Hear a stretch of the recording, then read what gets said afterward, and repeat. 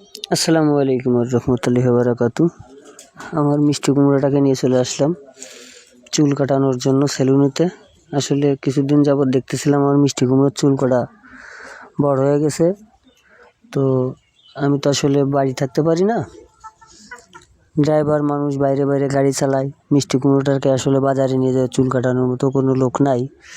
তো এই কারণে আমি যখন বাসায় আসি তখন আমি মিষ্টি কুমড়োটাকে নিয়ে যাই চুল কাটানোর জন্য বাজারে, বা আরও আনুষঙ্গিক কেনাকাটা করার জন্য। তো আরও কিছু কেনাকাটা করছিলাম মিষ্টি কুমড়োর জন্য, সেটা ভিডিওর মাধ্যমে দেখাতে পারিনি, যার কারণে দুঃখিত। তবে আপনারা দেখতে পাচ্ছেন আমার মিষ্টি কুমড়োটা কত সুন্দর একা একা বসে চুল কাটতেছে, মানে সেলুনের লোকটা চুল কেটে দিচ্ছে, রো বসে আছে। সেলুনতে যে চুলটা কেটে দিচ্ছে তার নাম হচ্ছে মানিক দাদা, খুবই ভালো মনের একজন মানুষ। আমি রেগুলার ওনার ওখান থেকে চুল কাটাই।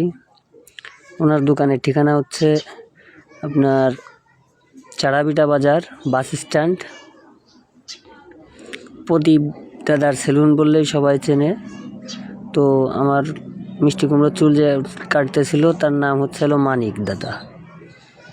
লোকটা খুবই ভালো, আমার চুলও সেই কেটে দেয়। এই যে দেখতে পারতেছেন মানিক দাদাকে, ঠিক আছে।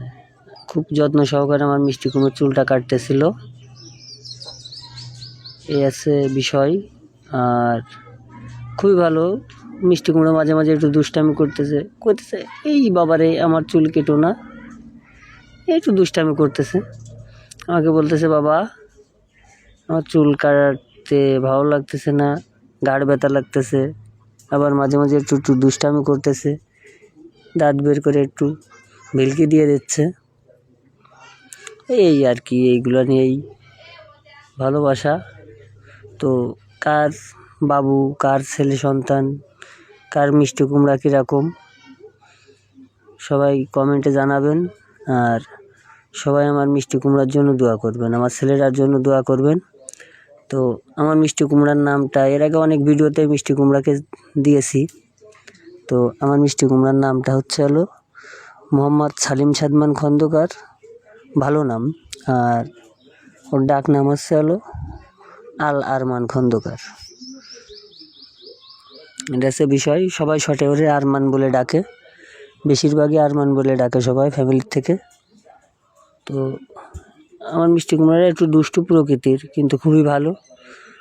যা বলি, যখন যেটা কথাটা বলি কথাগুলো রাখে, কখনো দুষ্টামি মানে ওইভাবে জেদ ধরে না।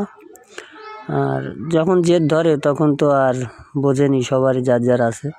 তো সবাইকে আবার সালাম দিলাম, আসসালামু আলাইকুম। আমার মিষ্টি কুমড়াটার জন্য সবাই মিলে দোয়া করবেন, কমেন্টে জানিয়ে যাবেন কার ছেলে কেমন, কার বাচ্চা কেমন।